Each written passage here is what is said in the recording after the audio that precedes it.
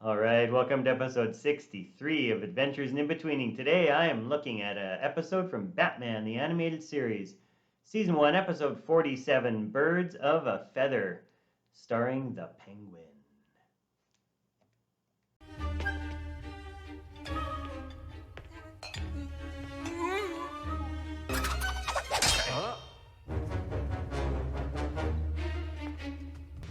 You again and again and again.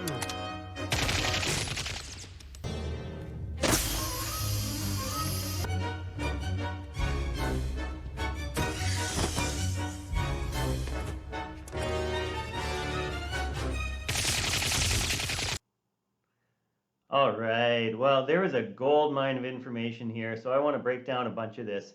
The 2D panning artwork here, this is what it looks like with the background. If you just take the entire piece of artwork, here's the storyboard planning for it. So the storyboard comes first. That's what informs the background artist what needs to be drawn. And you can see the penguin's going to be coming into the screen here. What we're going to be doing is we're going to be tracking with him as he's walking. So that needs a longer piece of background, like I just showed you previously there.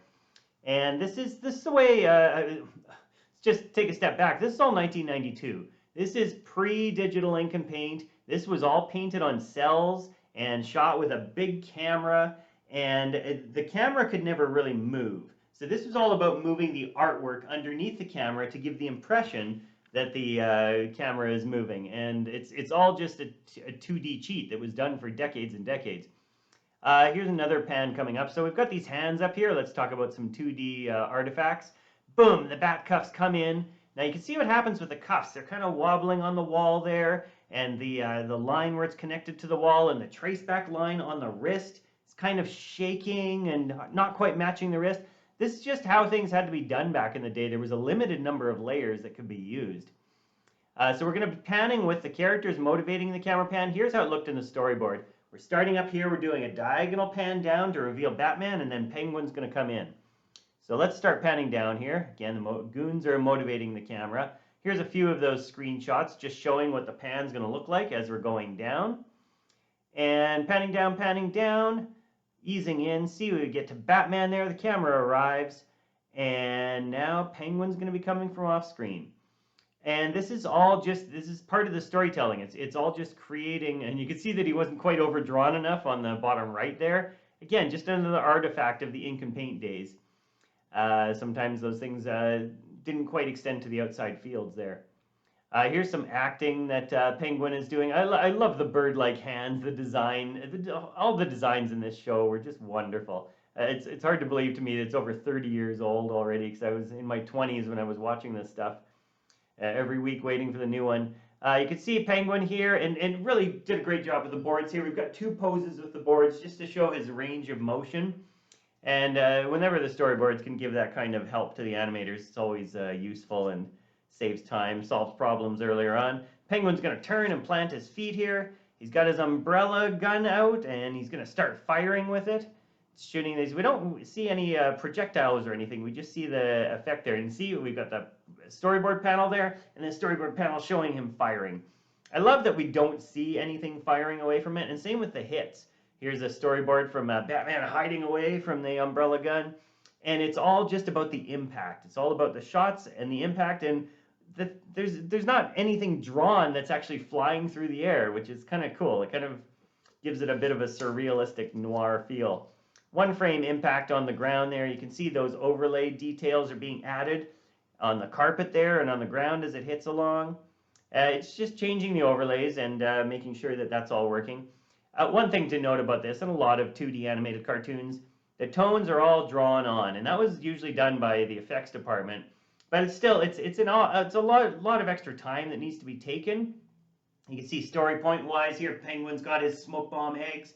And here's a storyboard of him going up here. Terrific pose in the boards. And those shadows that are drawn on just give us more depth, more three-dimensionality, more believability, and a cooler look with a defined light source as well.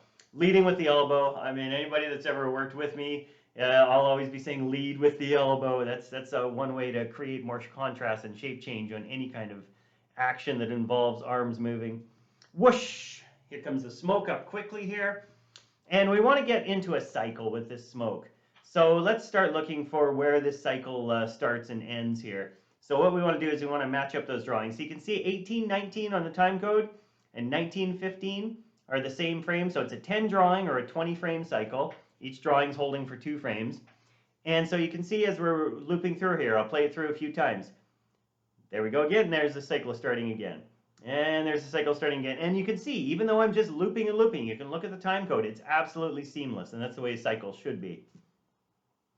Now this scene here, there's a lot going on here. So we're going to be panning here. Let's just show this entire piece of artwork. So I took a bunch of screenshots from the time-coded broadcast, and we pan along. We go up to the top of the stairs. We come down the stairs, sliding with Penguin. You can see his umbrella's open there at the end. We'll get back to that. I love that.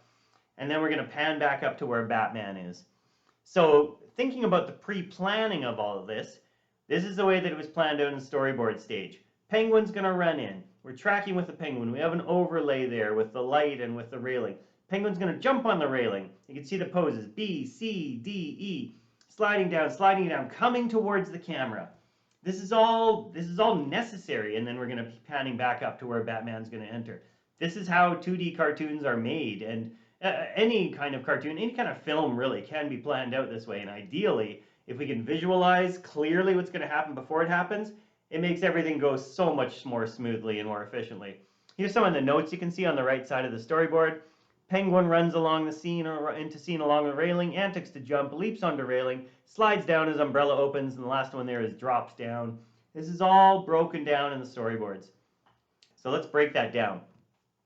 This is Penguin coming in here, and we're panning along with him. It's funny that the camera stays ahead of him. It kind of leaves him behind rather than him motivating the camera. I'm wondering if that was done intentionally or not. He's running into the scene here. He's going to jump onto the railing here. The panning is done, and now from side to side, now we're going to start panning down, anticipating and following Penguin as he's coming down the railing, down the stairwell here, into the screen, bigger and bigger and bigger, in perspective.